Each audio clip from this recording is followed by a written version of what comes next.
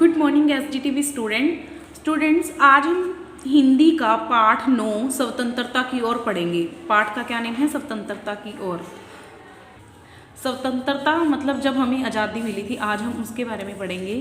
धनी को पता था कि आश्रम में कोई बड़ी योजना बन रही है, पर उसे कोई कुछ न बताता। वे सब समझते हैं कि मैं 9 साल का हूँ, इसलिए मैं बुद्ध हूँ, पर मैं बुद्ध नहीं हूँ। धनी मन ही मन बड़बड़ाया।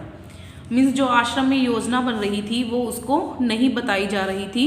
धनी और उसके माता पिता बड़ी खास जगह में रहते थे। उसके माता पिता कहाँ रहते थे? अहमदाबाद के पास महात्मा गांधी के साबरमती आश्रम में, जहाँ पूरे भारत से लोग रहने आते थे। गांधी जी की तरह वे सब भी भारत की स्वतंत्रता के लिए लड़ रहे थे। मीन्स भारत को आज़ादी दिलवाने के लिए लड़ रहे थे। जब वे आश्रम में ठहरते तो चरखों पर खादी का सूत काटते, भजन गाते और गांधी जी की बातें सुनते।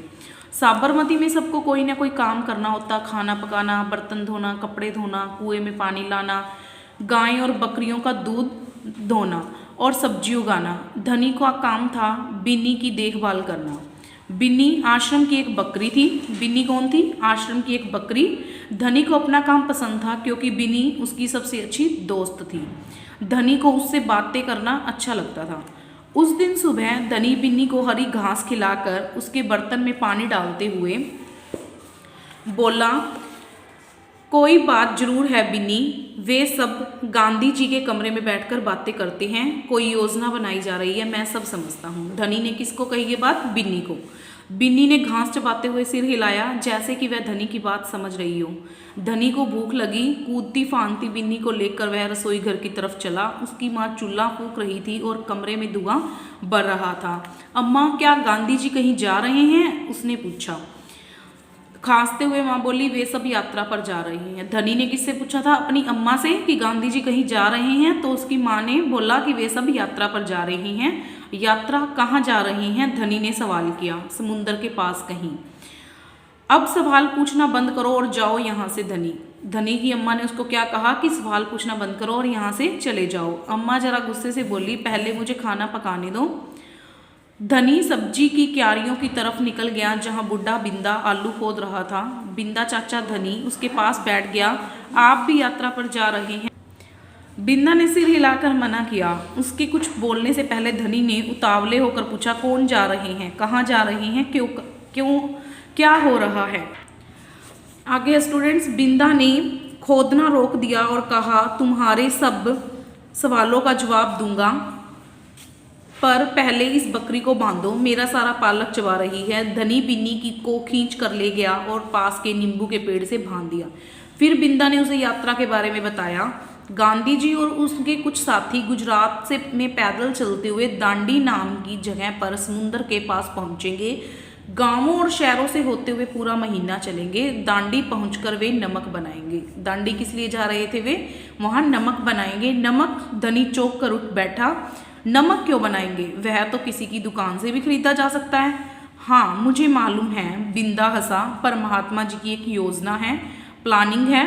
यह तो तुम्हें पता ही है कि वह किसी बात के विरोध में ही यात्रा करते हैं या जुलूस निकालते हैं, है ना?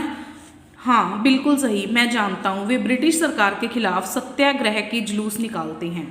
ब्रिटिश सरकार के खिलाफ कौन सा कर रहे थे? सत्याग्रह के जुलूस निकालते हैं, जिससे कि उनके खिलाफ लड़ सकें और भारत स्वतंत्र हो जाए, भारत आज़ाद हो जाए। पर नमक को लेकर विरोध क्यों कर रहे हैं? यह तो समझदारी वाली बात नहीं है। बिल्कुल धनी, क्या तुम्हें पता है कि हमें नमक पर कर देना पड़ता है? उसने धनी से कहा कि क्या तुम्हें पता है कि हमें नमक पर कर देना पड़ता है? कर मीन्स टैक्स देना पड़ता है। अच्छा, धनी हैरान रह गया। नमक की जरूरत सभी को है, इसका मतलब कि हम भारतवासी गरीब से गरीब भी यह कर देता है? बिंदा चाचा ने आगे समझाया, लेकिन यह तो सरासर अन्याय है। धनी की आंखों में गुस्सा था। हाँ, अन्याय है। इतना ही नहीं, भारतीय लोगों को नमक बनाने की मनाही है। महात्मा गांधी जी ने ब्रिटिश सरकार को कर हटाने को कहा, पर उन्होंने ये बात ठुकरा दी। इसलिए उन्होंने निश्चय किया कि वे दांडी चलकर जाएंगे और समुद्र के पानी से नमक बनाएंगे। क्या हुआ था, महात्मा जी ने ब्रिटिश सरकार को कर हटाने के लिए, टैक्स हटाने के लिए बोला, तो उन्होंने मना कर दिया। इसलिए उन्होंने क्या निश्चय किया था कि वे दांडी चल कर जाएंगे और वहां पर समुद्र के पानी से नमक बनाएंगे। 1 महीने तक पैदल चलेंगे। धनी सोचकर परेशान हो रहा था, गांधी जी तो थक जाएंगे, वे दांडी बस या ट्रेन से क्यों नहीं जा सकते, क्योंकि यदि वे इस लंबी यात्रा पर दांडी तक पैदल जाएंगे तो यह खबर फैलेगी, अखबारों में फोटो छपेगी, रेडियो पर रिपोर्ट जाएगी और पूरी दुनिया के लोग ये जान जाएंगे कि हम अपनी स्वतंत्रता के लिए लड़ रहे हैं और ब्रिटिश सरकार के लिए ये बड़ी शर्म की बात होगी। गांधी जी बड़े ही अक्लमंद है ना। धनी की आंखें चमकी। बिंदा ने हंसकर कहा, हाँ वह तो है ही। दोपहर को जब हम आश्रम में थोड़ी शांति छाई, धनी अपने पिता को ढूंढने निकला। वह एक पेड़ के नीचे बैठकर चरखा काट रहे थे। पिताजी, क्या आप और अम्मा दांडी यात्रा पर जा रहे हैं? धनी ने अपने पिता से पूछा। धनी ने सीधा काम की बात पूछी। मैं जा रहा हूँ, तुम और अम्मा यहीं रहेंगे। उसके पिताजी ने कहा कि मैं जा रहा हूँ, तुम और तुम्हारी अम्मा यहीं रहोगे। मैं भी आपके साथ चल रहा हूँ। बेकार की बात मत करो धनी, उनके पिता ने कहा। बेकार की बात मत करो, तुम इतना लंबा नहीं चल पाओगे। आश्रम के नौजवान ही जा रहे हैं। धनी ने हट पकड़ ली। मैं 9 साल का हूँ और आपसे तेज दौड़ सकता हूँ। धनी के पिता ने चरखा रोककर बड़े धीरज से समझाया, सिर्फ वे लोग जाएंगे जिन्हें महात्मा जी ने खुद चुना है। ठीक है, मैं उन्हीं से बात करूंगा, वह जरूर हाँ कहेंगे। धनी खड़े होकर बोला, वहां से चल दिया। गांधी जी बड़े व्यस्त रहते थे, उन्हें अकेले पकड़ पाना आसान नहीं था, और पर धनी को वह समय मालूम था जब वह उन्हें बात सुनने का समय होगा। रोज सुबह वह आश्रम में पैदल घूमते थे। अगले दिन जैसे ही सूरज निकला, धनी बिस्तर छोड़कर गांधी जी को ढूंढने निकला। वे गौशाला में गायों को देख रहे थे। फिर वह सब्जी के बगीचे में मटर और बंद गोभी देखते हुए बिंदा से बातें करने लगे।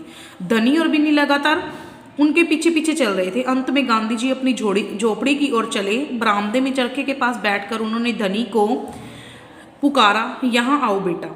उन्होंने किसको बुलाया? धनी को बुलाया कि यहाँ आओ बेटा। अंत में गांधी जी अपनी झोपड़ी की ओर चले। बरामदे में चरखे के पास बैठकर उन्होंने धनी को पुकारा, यहाँ आओ बेटा। धनी दौड़कर उनके पास पहुंचा। बिन्नी भी साथ में कूदती हुई आई। तुम्हारा क्या नाम है बेटा? धनी। बापू। और यह तुम्हारी बकरी है? किसने पूछा उनसे? गांधी जी ने। तो धनी ने क्या बताया? जी हाँ, यह मेरी दोस्त बिन्नी है, जिसका दूध आप रोज सुबह पीते हैं। धनी गर्व से मुस्कुराया, मैं इसकी देखभाल करता हूँ। बहुत अच्छा। गांधी जी ने हाथ हिलाकर कहा, अब यह बताओ कि धनी की तुम और बिन्नी सुबह से मेरे पीछे क्यों घूम रहे हो? मैं आपसे कुछ पूछना चाहता था। धनी थोड़ा घबराया, क्या मैं आपके साथ दांडी पर चल सकता हूँ? हिम्मत करके उसने कह डाला। गांधी जी मुस्कुराए, तुम अभी छोटे हो बेटा, दांडी तो बहुत दूर, सिर्फ तुम्हारे पिता जैसे नौजवान ही मेरे साथ चल पाएंगे। गांधी जी ने उसे समझाया, पर आप तो नौजवान नहीं हैं। धनी बोला, आप नहीं थक जाएंगे? मैं बहुत अच्छे से चलता हूँ। गांधी जी ने कहा, मैं भी बहुत अच्छे से चलता हूँ। धनी भी अड़ गया। हाँ ठीक बात है, कुछ सोचकर गांधी जी बोले, मगर एक समस्या है। अगर तुम मेरे साथ जाओगे तो बिन्नी को कौन देखेगा? इतना चलने के बाद मैं तो कमजोर हो जाऊंगा, इसलिए जब मैं वापस आऊंगा तो मुझे खूब सारा दूध पीना पड़ेगा, जिससे कि मेरी ताकत लौट आए। तो धनी कहता हूँ, यह बात तो ठीक है, बिन्नी तभी खाती है जब मैं उसे खिलाता हूँ। धनी ने प्यार से बिन्नी का सिर हिलाया, और सिर्फ मैं जानता हूँ कि इसे क्या पसंद है। बिल्कुल सही, तो क्या तुम आश्रम में रहकर मेरे लिए बिन्नी की देखभाल करोगे? गांधी जी प्यार से बोले। तो धनी कहता, जी हाँ करूँगा। धनी बोला, बिन्नी और मैं आपका इंतजार करेंगे। तो इस तरह से धनी ने यात्रा पर जाने की जिद छोड़ दी। आपने इस चैप्टर को अच्छे से रीड करना है। Thank you students.